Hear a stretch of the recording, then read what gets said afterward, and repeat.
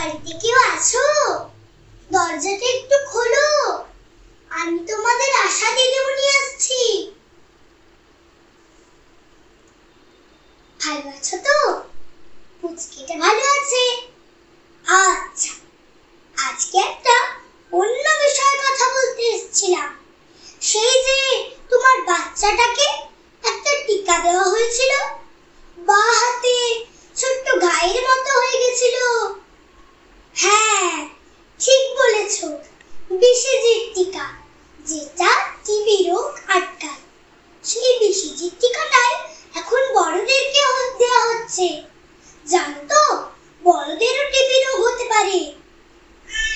যেমন ধরো, কারুর যদি সুগার থাকে, কারুর যদি রোগ প্রতিরোধ ক্ষমতা কম থাকে, সেই ক্ষেত্রে কিন্তু টিবি রোগ সম্ভাবনা থাকে।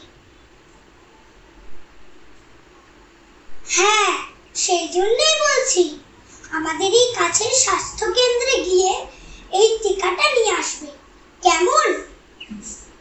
আচ্ছা, তোমাদের বাড়িতে কারুর তো 5 বছরের মধ্যে টিবি রোগ হয়নি?